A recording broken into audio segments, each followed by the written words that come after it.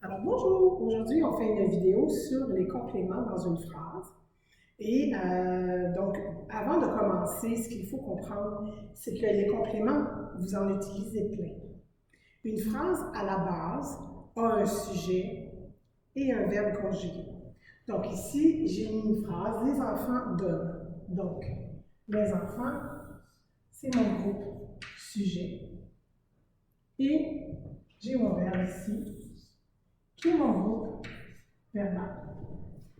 Oui, certains pourraient dire qu'il manque quelques mots, c'est pas toute l'idée n'est pas entière, complète, mais les enfants donnent, j'ai l'essentiel pour comprendre que les enfants font une action. D'accord? Alors, je vais maintenant mettre une grande phrase au tableau dans lequel je vais évidemment partir de ma base et je vais ajouter des compléments. Et on va regarder ça ensemble. Je vous reviens. Alors ici, j'ai introduit un complément dans ma phrase. Comment je sais que j'ai introduit un complément? Un des indices que j'ai, c'est quand j'ai une préposition. Le rôle de la préposition est d'introduire un complément. Un complément qui est fabriqué avec un groupe du nom. Donc, quand je vois une préposition dans ma phrase, je sais que la préposition avec le GM, le groupe, oh, je sais pas, j'ai mal écrit, c'est pas voix, c'est voisine que je voulais écrire, je m'excuse. Voisine, pardon, donc les enfants de la voisine. Donc ici, ma préposition suivie de son GM sera un complément. Maintenant, il faut se demander de la voisine, de qui je parle? Les enfants de qui? Donc, vous voyez ici, les enfants de qui? Les enfants de qui? J'ai posé une question après un nom. Les enfants de qui? Et j'ai une réponse de la voisine. Donc, quand je donne une information supplémentaire et que ma question est partie d'un nom, j'ai un groupe du nom. Les enfants de qui? De la voisine. Donc, ceci est un complément du nom. J'ai posé la question de qui? Les enfants de qui? De la voisine. Donc, ici, j'ai un complément du nom. J'arrête pas cela, je vous reviens dans 2 secondes. Alors voilà, j'ai ajouté maintenant une autre partie qu'on n'a pas vue, les grands-enfants. On a dit que de la voisine, ça appartient à l'enfant, c'est donc un complément du nom. Et j'ai mon verbe plus loin. Donc, les grands-enfants de la voisine donnent. Merci. Donc, grand, pourquoi je l'ai mis en orange? Grand est un adjectif. Les adjectifs me permettent de savoir comment est le nom. Donc, si je prends la question, comment, ici je vais, comment, et là je suis au pluriel avant, comment sont les enfants? Donc, comment sont les enfants? Ma réponse, vous allez me dire, ben, ils sont grands.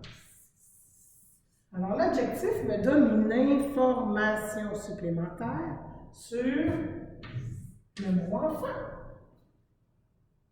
Donc, encore une fois, j'ai posé la question et le dernier mot me donne le point de repère pour savoir comment sont les enfants. Ils sont grands.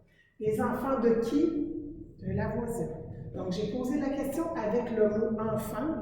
Le mot enfant est un nom. Donc, ce sera donc aussi un complément du nom. Donc, vous voyez que j'ai 2 catégories. J'ai l'adjectif qui peut être un complément du nom.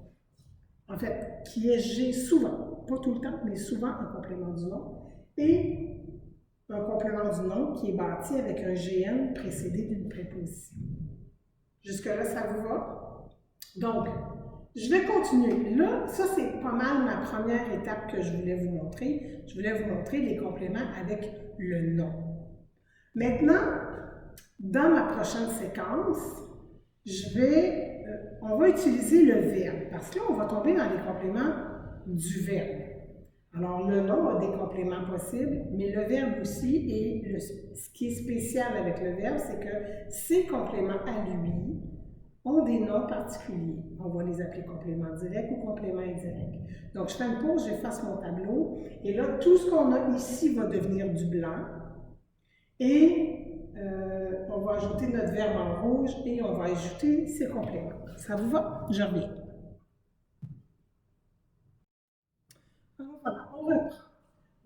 Donc, je vous ai dit que j'écrivais tout le début de la phrase en blanc. Donc, les grands-enfants de la voisine, on a trouvé que ceci est un complément du nom, parce qu'il donne une information supplémentaire sur l'enfant, et de la voisine est aussi un complément du nom, puisqu'il donne une information supplémentaire à l'enfant. Maintenant, je vous ai parlé de mon verbe. Mon verbe est particulier. Je vais le mettre en rouge.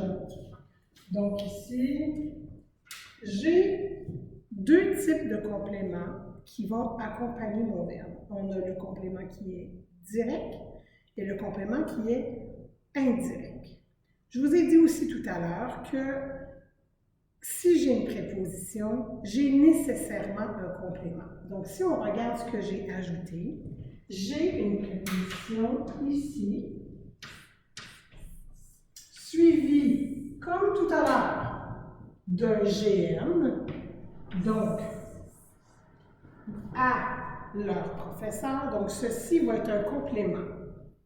Je n'ai pas encore déterminé lequel, il faut que je fasse des vérifications. Et ici, j'ai des biscuits. Donc, ceci pourrait être un complément direct de mon verbe. Je vous ai aussi expliqué que quand c'est direct, il n'y a pas de préposition. Si j'ai une préposition, c'est indirect, il faut que j'en fasse le tour, OK, pour avoir mon information. Donc, donne. Qui ou quoi? Ces deux questions-là appartiennent au complément direct.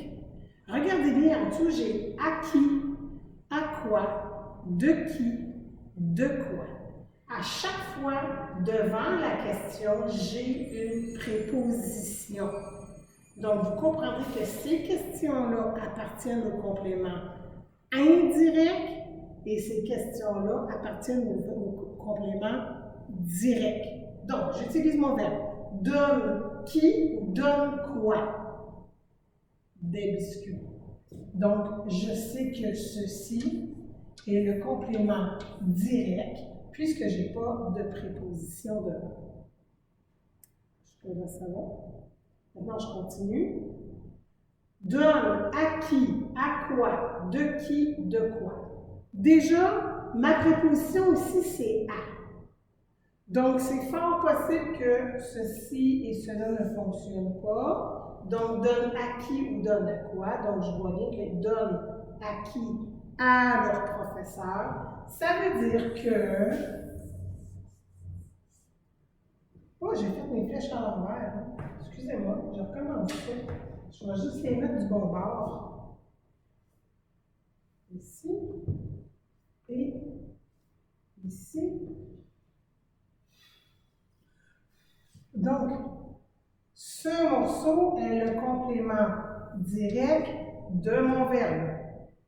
Et ce morceau est le complément indirect. Un complément indirect de mon verbe. Maintenant, pour être bien certain, il faut être certain que notre complément indirect soit bien, ça soit vraiment ça. Parce que les questions du complément direct sont sûres à 100%. Les questions du complément indirect ne sont pas certaines à 100% et en plus, il pourrait en avoir d'autres. Alors, je dois faire une vérification. Il faut que je prenne ce morceau-là et que je sois capable de l'envoyer au début de ma phrase. Est-ce que je peux dire « À leur professeur, les grands-enfants de la voisine donnent des biscuits ». Est-ce que c'est de cette façon-là que vous diriez la phrase si vous étiez dans le corridor à discuter avec votre professeur? Probablement pas. Ça sonne un peu bizarre de dire à leur professeur, les grands-enfants de la voisine donnent des biscuits. C'est pas... Il y a quelque chose qui accroche, c'est pas naturel. Si c'est pas naturel, c'est parce que le complément qui est là appartient bien à mon verbe. Il n'y a pas de doute. Vous voyez? Et je pourrais aussi l'éliminer. Si je l'élimine, je ne suis pas obligée de le dire que c'est à son professeur. Ça va? Maintenant, on a vu deux compléments qui appartiennent au verbe. On va maintenant voir la troisième catégorie, moi je l'appelle la troisième catégorie de compléments. On va voir le groupe complément de la phrase. Il est bien particulier. Alors, et il nous permet en plus de placer une virgule dans notre phrase quand on doit le déplacer. Donc, j'efface un petit bout de mon tableau et je vous reviens. Alors, j'ai rajouté à ma phrase un petit bout pour leur anniversaire. Donc, on l'a relu une dernière fois, les grands-enfants de la voisine donnent des biscuits à leur professeur pour leur anniversaire. Maintenant, pour leur anniversaire, est-ce que je peux dire « donne pourquoi » ? Oui, peut-être. On va l'essayer, on va vérifier si ce bout-là est attaché à notre verbe. Donc, donne, il donne pourquoi. Donc, je pourrais écrire la question ici, pourquoi.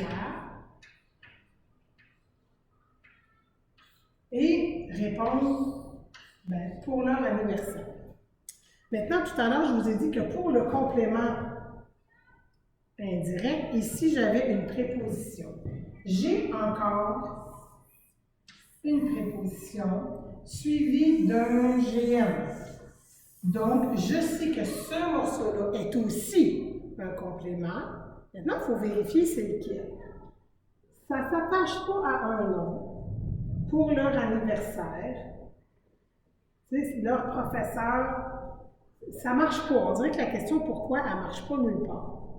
Donc, ce que je vais faire, quand je ne suis pas sûre comme ça, puis que je ne sais pas trop où s'attache un complément, je vais essayer de le mettre au début de ma phrase.